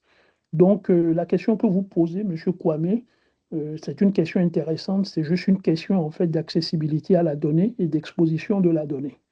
D'accord. Donc aujourd'hui, on sait apprécier l'état des menaces en provenance du continent africain. Ce que moi je déplore parfois, c'est juste que cet état-là ne soit pas toujours fait par des organismes africains. C'est-à-dire que vous avez des organismes européens ou américains qui cartographient mieux ce qui se passe sur notre continent. Moi, j'aurais souhaité que de plus en plus, il y ait des acteurs purement africains qui, justement, vont permettre de posséder nous-mêmes nos données et de présenter l'état de ce qui se passe sur notre continent. Et je pense que ce travail est en cours aujourd'hui parce qu'on a des acteurs, justement, qui réfléchissent à la question et qui essayent de voir comment on peut bâtir des cyber-hubs africains pour déjà centraliser la donnée et puis après l'exposer dans la mesure de ce qui est consommable. D'accord? Parce que, comme je l'ai dit, il y a certaines organisations qui aimeraient bien se protéger, mais aujourd'hui, on a des outils vraiment pour pouvoir cartographier. J'espère avoir répondu à votre question. Effectivement, mais j'avais peut-être omis un truc. Je voulais savoir aussi, si vous me permettez, hein, voilà, c'est dans la même veine. Aujourd'hui, qu'est-ce qui expose plus l'Afrique? C'est parce que nous avons nos données stockées généralement dans les clouds appartenant à ces pays européens, ou c'est parce que nous avons une politique faible en matière de cyberdéfense et de cybersécurité? J'aimerais avoir aussi votre avis en tant qu'expert. Merci beaucoup. C'était la dernière. Merci. C'est une combinaison d'un peu de tout. C'est-à-dire que il y a certainement une problématique de maturité où aujourd'hui les cadres réglementaires se mettent en place dans nos pays, d'accord. Vous allez voir d'ailleurs que il y a aussi le volet cybercriminalité, n'est-ce pas, où vous avez des gens malveillants qui sont capables en fait de vous faire des fraudes de tout genre. Donc, on a dans chacun de nos pays aujourd'hui des organismes, notamment qui luttent contre ces actes cybercriminels-là. Donc, il y a le cadre, effectivement, qui l'explique. Vous avez aussi le fait, M. Kwame, que nous avons de la dématérialisation croissante dans nos pays. De plus en plus maintenant, on essaye d'avoir des services en ligne pour presque tout. On essaye de collecter des données sur les personnes, mais souvent à côté, c'est qu'on oublie de mettre en place tous les mécanismes de protection pour que ces données-là ne soient pas violées et ne soient pas accessibles, n'est-ce pas, par des gens qui ne doivent pas justement y avoir accès. Donc, on revient un peu au diagramme que je vous ai présenté tantôt, comme vous avez pu le voir. Je le remets là à l'écran. Vous avez, voilà. Donc, il y a le problème d'identifiant compromis ou faiblement sécurisé. Ça, c'est un problème aujourd'hui dont nous souffrons en Afrique. Vous avez des gens qui n'hésitent pas à passer leur identifiant, d'autres qui ont accès aux identifiants de leurs proches, machin. Donc ça, c'est vraiment un sujet, voilà. Et puis, sur le volet vulnérabilité non corrigée, c'est que les gens font aussi des investissements aujourd'hui dans du hardware, mais on oublie de se dire que ces choses-là doivent être maintenues dans le temps. Il faut mettre en place des dispositifs de patch management. Il faut regarder les firmware. Et même chez les opérateurs télécoms, hein, vous avez des routeurs qui sont positionnés à des endroits stratégiques, n'est-ce pas, avec un firmware ou un iOS qui tourne depuis des années et qu'on ne met pas à jour. Et boum, un jour, ça crée juste une vulnérabilité. Et comme derrière ce routeur, vous avez beaucoup de clients qui sont... Eh bien, ceux-ci aussi sont impactés. Donc, il y a ces aspects-là qu'il faut prendre en considération. Ce que je peux dire là, c'est que les raisons sont multiformes et il y a un gros travail à faire, en tout cas sur le continent, pour déjà avoir un cadre réglementaire harmonisé. Je crois que ça, c'est important. Ensuite, il faut s'assurer que les projets en fait, de dématérialisation, n'est-ce pas, sont faits security by design, comme on le dit. C'est-à-dire, ce n'est pas qu'on fait le projet très rapidement pour apporter de la valeur aux utilisateurs, mais plutôt qu'on intègre le volet cybersécurité dans la valeur. D'accord? Et ça permettra donc d'avoir des projets mieux faits, security by design, et qui évite justement d'avoir ces travers que nous connaissons. Un dernier point que je citerai, en fait, c'est celui du traitement des données personnelles. Il est souvent négligé dans bien des cas dans nos pays. Et c'est aussi pour ça que nous avons des organisations aujourd'hui qui le font bien, notamment au Bénin. On a ce qu'on appelle l'APDP, l'Autorité pour la protection des données personnelles. Dans plusieurs pays aussi, vous avez ces organismes qui se mettent en place, mais c'est que dans bien des cas, ils ne sont pas tous bien outillés. Donc, il faut que nous nous éveillions de ce côté-là et qu'on essaye d'apporter les bonnes réponses à nos solutions en Afrique. Donc, merci pour vos excellentes questions, Monsieur Kwame. Je pense que j'aurai un grand plaisir peut-être à poursuivre ces échanges avec vous, notamment que vous êtes basé à Abidjan. Je crois que ça m'intéresserait Il bien n'y a pas de prendre il y des a pas de contacts. souci. D'accord, c'est moi qui vous remercie. Je reste disponible pour l'échange plus tard. Ça me fera encore plaisir. Merci Merci. encore à vous. Merci pour vos réponses. Merci. Merci, Merci. Monsieur Kwame.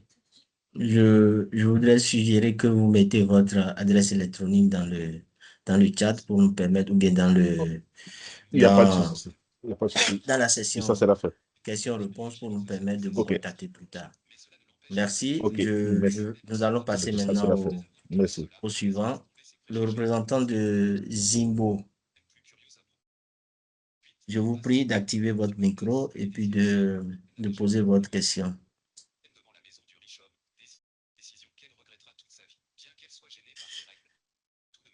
Représentant de Zimbo. Bon. Je vais passer d'abord à Monsieur Adiakpa. Monsieur Adiakpa, si vous êtes en ligne, je vous prie d'activer votre micro et puis de Ok, poser votre je question. Merci. suis en ligne. Je suis en ligne. Je suis Léopold Adjakpa Abilé. Je suis le directeur exécutif du Conseil des investisseurs privés au Bénin, CIPB. J'ai deux questions à l'espère. Donc, la première question, c'est que s'il peut nous parler du groupe Kilin. C'est le groupe, en tout cas, de cyberattaque qui a attaqué il n'y a pas très longtemps, il paraît, je ne sais pas si c'est vrai, mais qui a attaqué Orange Madagascar. Alors, s'il peut nous dire un mot là-dessus, de ce groupe qui fait très, très fort en Afrique actuellement. Deuxième question, c'est que pourquoi les entreprises africaines et organisations de façon générale ne communiquent pas sur les cyberattaques qu'ils subissent ou qu'ils ont subies. Je dis ça parce que, en tant que conseil des investisseurs, je pense qu'il manque quelque chose qui est le partage d'expérience. Le fait d'être attaqué, bon, on a vu comment est-ce que c'est complexe en fait, hein, les attaques. Les raisons sont multiples. Je pense qu'une société qui est attaquée, une entreprise qui est attaquée, qui essaie de partager les expériences, je pense que c'est encore plus fort qu'un expert qui partage. Donc, je veux savoir vraiment quelle est la psychologie qui fait que les entreprises africaines, de façon générale, ne communiquent pas. Sur moi, l'esprit de communiquer, c'est vraiment pour pouvoir partager les expériences.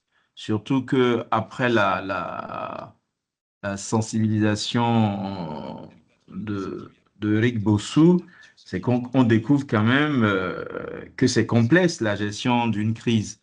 Elle est complexe. Donc, moi, je pense que ceux qui sont passés par là, hein, c'est une très, très bonne chose d'être capable de partager avec d'autres entreprises pour les prévenir déjà et pour leur montrer comment ça se passe, quoi. Les avertir, les prévenir, donc, de comment ça se passe. Moi, je pense que c'est utile, quoi. Je sais pas si je prêche dans le désert, mais ce serait une bonne chose quand même, parce que les Occidentaux le font, hein. Il faut pas, on peut citer le nombre de sociétés qui ont été attaquées et qui ont eu le courage de communiquer là-dessus et qui ont eu le courage de partager, bon, je ne sais pas s'ils partagent en public, les leçons, mais je pense que ce serait une piste à creuser. Merci. Et merci, Monsieur Adiapa. Monsieur Bossou, je vous prie de répondre aux deux préoccupations de Monsieur Adiapa. Restez succinct, si nous venons de faire 1h30. La séance est prévue pour 1h30. Et donc, je vous suggère de rester d'être un peu succinct pour que d'autres personnes puissent prendre la parole. Merci. Merci à vous et merci à, à Monsieur Adjata pour son excellente question.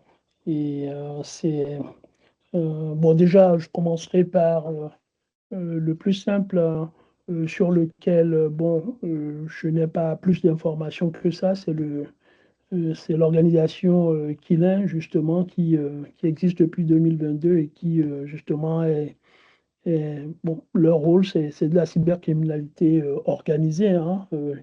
Il y a pas mal de choses qu'ils essayent de faire. Euh, j'ai pas plus d'informations que ça sur eux. Je sais juste qu'il y a des investigations qui sont en cours et ils opèrent en Afrique, en Europe et en Amérique du Nord. Et je crois que les méthodes utilisées, bon, sont quand même assez connues. Et voilà, aussi bien le bien existe que le mal existe. Donc ces organisations-là, moi je crois qu'on en aura toujours. Euh, vous en aurez de nouvelles qui vont naître. Les gens sont mus parfois par des causes. D'accord? Il y a des groupes cybercriminels aujourd'hui qui sont mus par des causes. Bon, mais ici, c'est quand même voilà, le désir d'aller faire des ransomware, de s'en nourrir et c'est toujours un peu difficile de comprendre un peu la sociologie hein, de ces acteurs-là. Mais voilà, pour ce qui concerne ce groupe Kila, moi, je n'ai pas plus d'informations que ça sur eux. Je sais que dans certains lieux, on les appelle aussi agenda, c'est un de leurs noms. Et voilà, ils sont spécialisés justement dans ces attaques de ransomware pour bien sûr en tirer des gains. D'accord? Parce qu'une fois que l'organisation est compromise, après, c'est sur le gain qu'on en tire, en fait, voilà, que les gens se rémunèrent. Et puis c'est des gens parfois qu'il est difficile de tracer. Voilà. Donc il y a un gros travail hein, qui est fait mondialement. Si vous allez sur le site d'Interpol, vous verrez que Interpol en a attrapé pas mal. Il y a des adresses IP d'ailleurs qui sont parfois juste retirées, des adresses IP publiques de la circulation que ces groupes-là utilisent. Donc il y a des gens qui veillent nuit et jour, en tout cas, pour s'assurer que nous sommes sécures. Maintenant, pour venir vraiment à l'autre question que je trouve très intéressante, effectivement, bon, pourquoi les gens n'aiment pas communiquer ou n'aiment pas partager? Moi, je pense que le volet partage, il doit exister. On doit partager parce que si nous ne partageons pas, nous ne saurons pas comment collectivement justement nous prémunir de cela. Donc moi, partout où je passe, j'encourage le volet partage. Il faut que des des agences en tout cas qui s'occupent de la cybersécurité communiquent parce que voilà, ça permet à d'autres d'éviter de tomber dans les mêmes problèmes et ça permet aussi d'anticiper le risque. Hein. Ne perdons pas de vue qu'on a fait aujourd'hui une séance sur la gestion et le pilotage du risque. Et donc, ce qui amène les gens à ne pas communiquer, je n'apprends rien à M. Adiakpa, c'est toujours les questions d'image et de réputation. Beaucoup d'entreprises aujourd'hui, simplement parce qu'elles ont annoncé. Moi, je me rappelle, j'étais aux États-Unis quand Target, qui est une grosse entreprise de distribution, s'est fait attaquer et pas mal de comptes clients étaient compromis. Mais quand ils ont fait cette annonce, mais il y a énormément de leurs clients qui rapidement sont allés sur leur compte en ligne et ont retiré leurs moyens de paiement ou immédiatement ont appelé leur banque pour détruire le moyen de paiement qu'ils avaient mis sur leur compte Target. Donc, et le trimestre qui a suivi, eh bien, c'est une perte de revenus sèche dans les comptes en fait, de Target. Donc, moi, je pense que les organisations comprennent l'impact que ce genre d'annonce a sur leurs clients. Donc, à un moment donné, c'est de savoir trouver le bon compromis. Est-ce qu'on veut prendre le risque d'être transparent et de perdre des clients et donc d'avoir l'entreprise qui souffre et qui peut être amenée à licencier parce que si elle n'a pas de revenus, elle va licencier? Ou est-ce qu'on veut faire de la rétention d'informations publiques? Et ça, c'est quand même du damage control.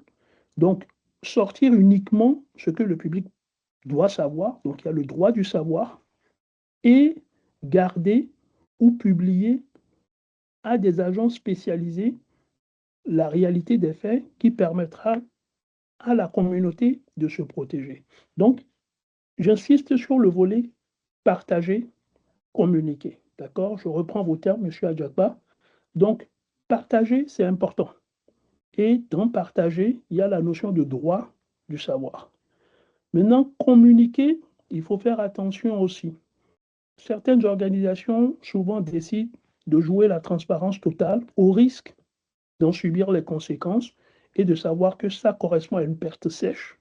D'autres vont dire, nous sortons uniquement ce que nous pouvons, ce que le public peut savoir, et le reste, on le gère, n'est-ce pas, entre agences spécialisées. Donc, c'est l'image, c'est la réputation, une fois encore, qui amène les gens à ne pas nécessairement vouloir sortir ce genre d'informations. Mais là où je vous rejoins, M. Adiakpa, c'est qu'il faut partager. Parce que si nous ne partageons pas, on ne saura pas nous protéger collectivement. Merci. Merci, M. Bossou, pour cette précision. Nous avons monsieur. Est-ce que monsieur le représentant de Zibo est revenu en temps? Si oui, je vous propose d'activer votre micro et puis de poser votre préoccupation. Sinon, je passe à monsieur Midokpe Kouton. Monsieur Midokpe Kouton, Oui, je bonsoir, vous M. téléphone la Guadidi. parole. Bonsoir, monsieur. Bonsoir, merci beaucoup pour la parole donnée. Merci aux communicateurs, aux présentateurs, M. Bossou. Bon, moi, je ne suis pas décideur, je suis un chargé à l'informatique dans une structure de la place. Et moi, ma question à M. Bossou, c'est simplement de lui demander comment nous, qui sommes à l'opérationnel dans les structures, nous pouvons convaincre nos managers de passer ou de souscrire à des formations pour le personnel. Parce que de mon point de vue, tout ce que nous constatons, les managers ou les décideurs dans les entreprises ou dans les organisations, surtout au Bénin, ne comprennent toujours pas malgré les alertes que nous faisons de notre côté. Ils se disent, comme vous l'avez dit, c'est des problèmes de budget. Et de mon point de vue, ils ne s'intéressent pas trop à ce côté de pouvoir former, aguerrir le personnel ou aguerrir les utilisateurs à ces risques, à ces menaces et surtout à la cybersécurité, qui parfois, pour les organismes qui le comprennent, aide aussi ces utilisateurs dans leur vie privée. Parce que même quand on le dit au-delà de nos structures, ben de nos organisations, nos vies privées aujourd'hui, je suis sûr que le panel de tous ceux qui sont ici présents ont tous au moins un compte réseau social, au moins des mails et autres. Donc, c'est aussi nos vies privées que nous pouvons protéger. Alors, Monsieur Eric, comment est-ce que nous pouvons convaincre nos managers? Parce que nous ne cessons de le rappeler. Parfois, il y a certains managers qui pensent, ou même des collègues qui pensent que comme on a un informaticien ou bien qu'on a on a un RSSI, c'est à lui de se taguer ou bien de protéger l'entreprise. Or, vous l'avez présenté, ce n'est pas le cas. Même si parfois l'entreprise met à disposition peut-être les outils ou les équipements qu'il faut, il faut qu'on donne la main aux utilisateurs de comprendre ce qu'il ne faut pas faire ou ce qu'il faut faire, ce qu'il faut éviter.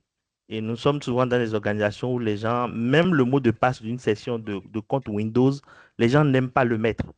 Ou les gens, par exemple, moi je parle de mon vécu, par exemple, quand vous dites à un utilisateur, ton mot de passe c'est personnel, il faut que tu arrives les gens préfèrent ne pas avoir de mot de passe. Je ne comprends pas pourquoi. Donc, comment est-ce que nous pouvons convaincre les managers et nos collègues pour la plupart? Je vous remercie. Monsieur Couton, je vous remercie pour ce partage d'expérience. Monsieur Bosso, je vous prie d'être un peu succinct dans votre réponse. Il y a d'autres personnes qui souhaitent prendre la parole pour qu'on finisse ce webinaire au plus tard à 17 h. Merci Merci. beaucoup, Monsieur Couton. Merci, Monsieur Baguidi. Monsieur Couton, vous posez une excellente question et je crois que je prendrai plaisir peut-être à vous accompagner par la suite si vous le souhaitez. Vous pouvez laisser vos contacts, on prendra contact avec vous. Comment convaincre effectivement les responsables, le management? Oui, c'est une question souvent difficile. Déjà, il faut vous-même, en tant que responsable IT, faire votre propre assessment. Donc, vous devez déjà connaître votre niveau de maturité, d'accord? Et ne pas perdre de vue que les responsables, eux, dans leur tête, ils ont toujours une approche business. C'est-à-dire, il faut les convaincre à travers ce qui peut leur faire mal. C'est important. Vous avez deux courbes ici, l'une qui vous indique la probabilité d'occurrence d'une violation de données, et qui dit violation de données dit impact sur l'image, sur les recettes, sur le business. C'est ça qui intéresse le management. OK? Donc, tout ce que vous voulez faire pour les convaincre, c'est sur cette fibre-là que vous devez jouer. Ne la jouez surtout pas technique, parce que ça ne les intéresse pas. Ce qui les intéresse, c'est est-ce que l'organisation que je dirige aura sa réputation impactée? Est-ce que j'aurai mon revenu qui va baisser?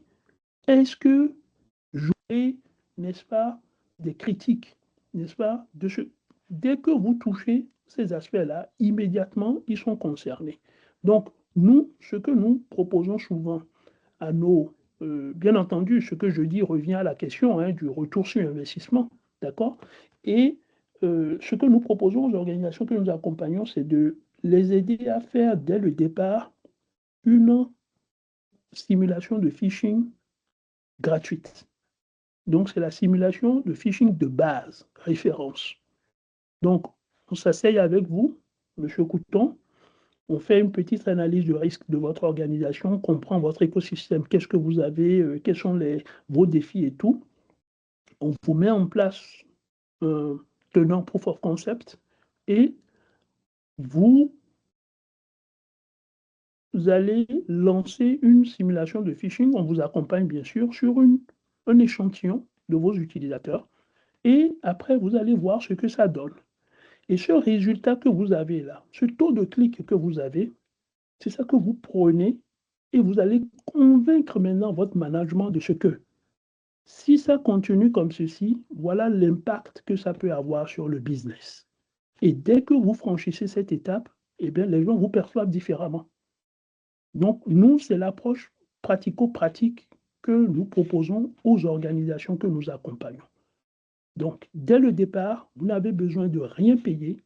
Vous venez chez nous, on vous écoute, on essaie de comprendre qui vous êtes en tant qu'organisation, on vous propose une simulation de référence baseline gratuite et on vous aide à structurer le discours que vous tenez face au management.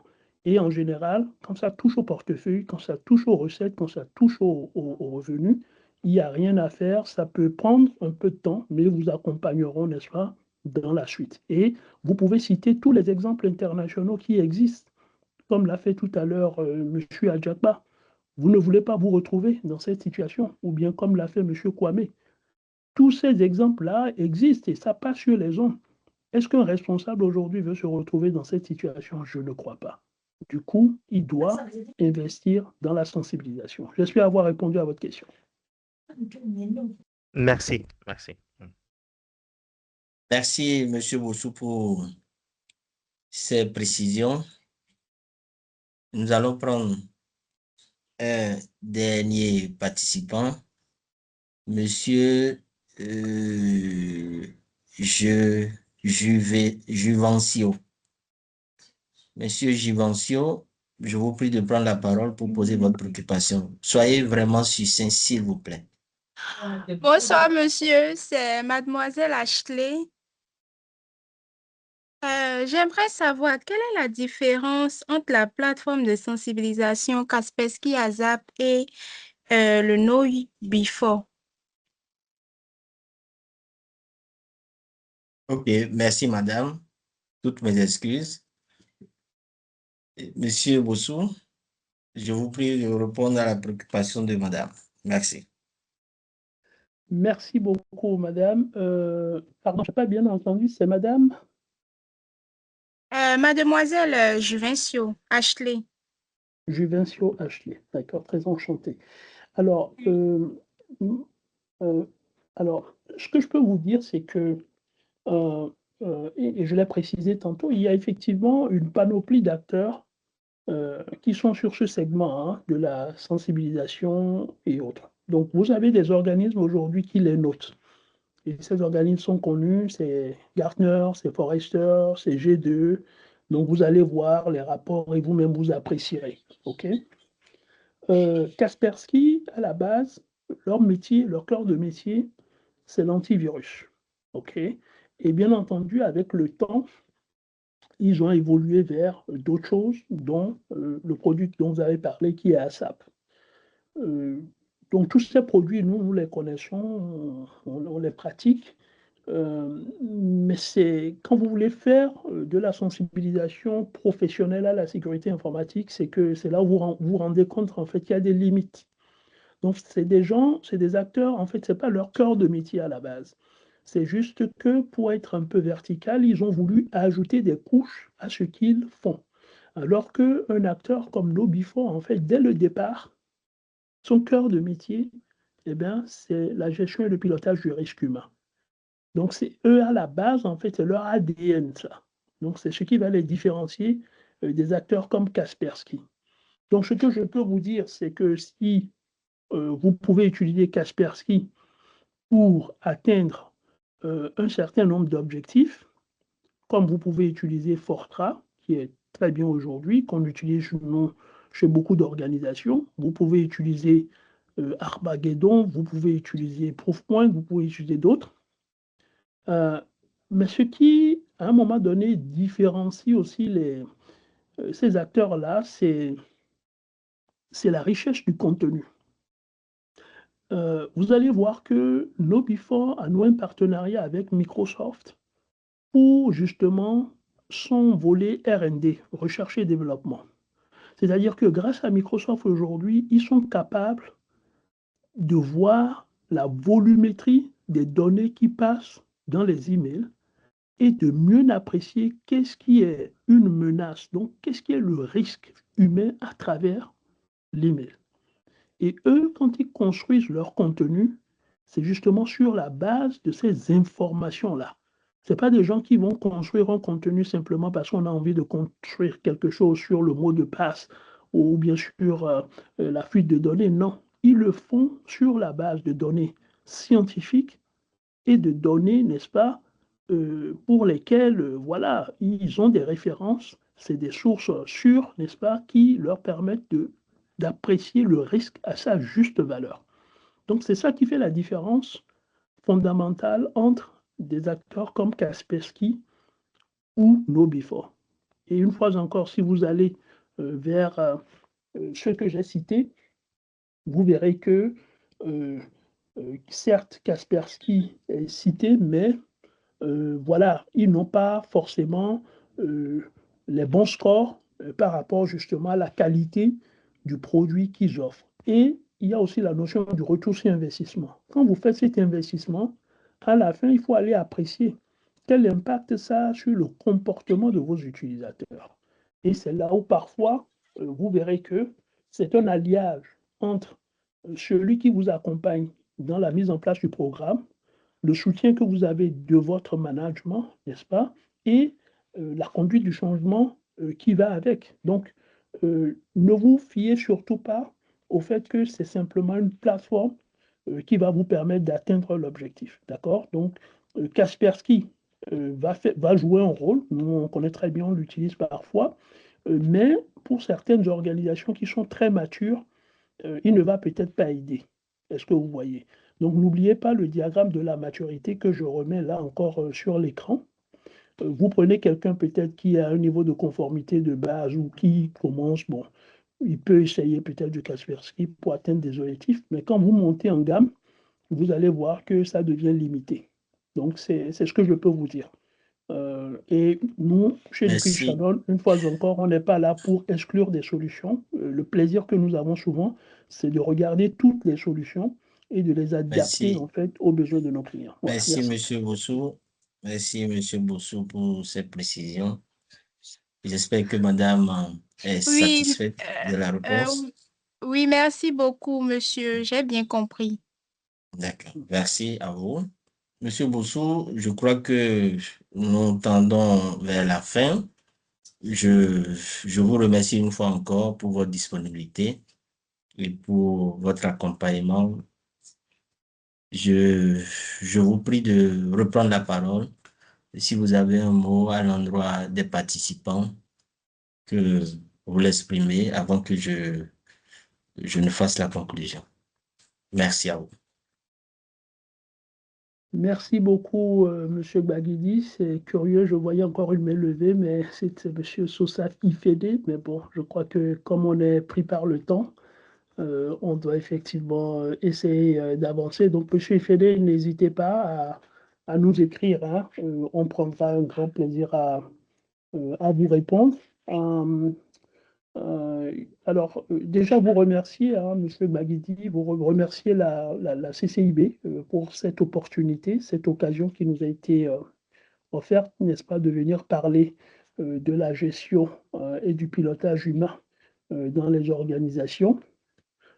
C'est un sujet que moi je dirais, c'est un sujet éternel parce que euh, euh, on aura toujours besoin de traiter ces problématiques dans les organisations.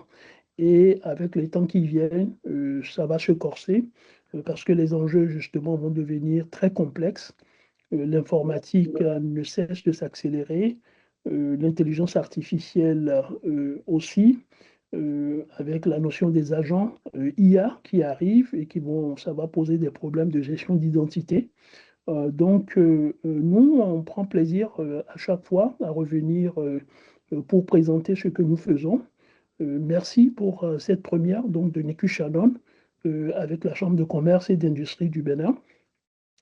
Pour tous ceux qui ont pu nous suivre, si vous êtes DSI, si vous êtes RSSI ou si vous êtes entrepreneur ou et que vous vous intéressez au sujet, vous n'hésitez pas à prendre contact avec nous et Monsieur nous Bosso, je vous remercie pour l'essentiel de votre exposé. Merci beaucoup. La réunion est prévue pour 17 heures. L'enregistrement finit à 17h00. Donc, je vous prie de m'excuser pour vous avoir retiré la parole. Je vais rapidement conclure avant que la séance soit clôturée. Merci. Et mesdames, messieurs les chefs d'entreprise, nous sommes au terme de ce webinaire. que je vous remercie d'avoir suivi avec beaucoup d'attention. La Chambre de commerce est toujours disponible pour vous servir. Nous vous prions de nous adresser toutes vos préoccupations par mail. Nous n'avons pas la prétention d'avoir épuisé le sujet. Vous pouvez consulter nos pages, nos réseaux sociaux, Facebook, Twitter, et LinkedIn et YouTube. Et aussi nous appeler sur le 114 44 qui est un numéro gratuit.